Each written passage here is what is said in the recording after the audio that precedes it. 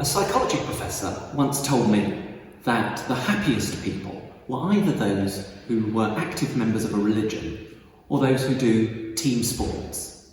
And that's why, at the age of 35, as a miserable atheist, I took up playing rugby. The rugby season should be starting now and should be making everybody really happy, but it's not. And here am I in an empty changing room at my beloved Warlingham Rugby Club. We can't play rugby now, so what I thought I'd do is maybe make some videos remembering some great moments and fun games that I'd had at the club over the years.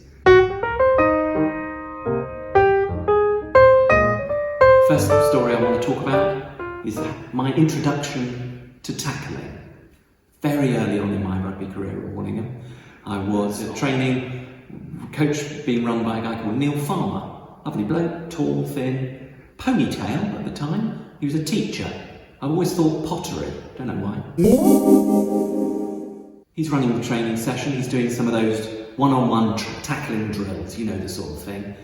We're lined up, ready to go, and I've worked out the secret for this is to stand right at the back and wait till all the keen beans have got out of the way and battered each other senseless.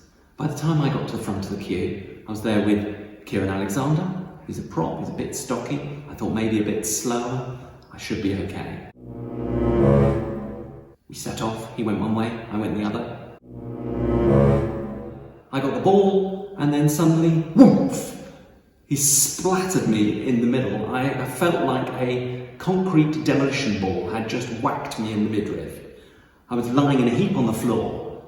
And then I realised that I couldn't breathe at all.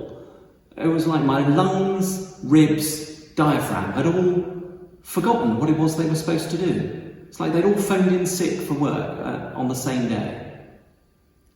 Neil, the coach, came round and tried to sort of lift my arms up a bit to get my lungs going again. Nothing happened.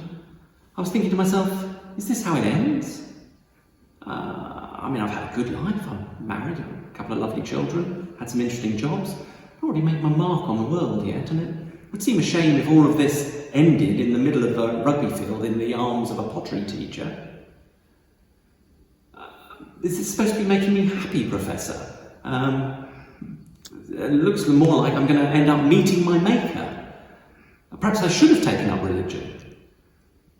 But I eventually recovered and managed to get up on my feet again and had a pint with Kieran afterwards.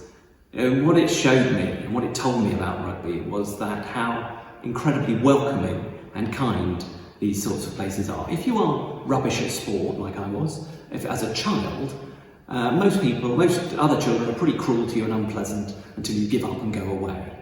If you're rubbish at sport as an adult, people are still just pathetically grateful that you've turned up. Everyone's trying to get a side out at the weekend, and so one more person who's willing to play makes that life so much easier. And that's gave me 20 years of joy and happiness at this wonderful rugby club.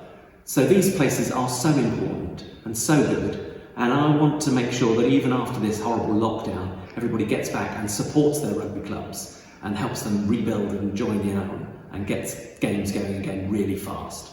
So support your local rugby club and tune in next week when we'll talk some more stories about other rugby tales.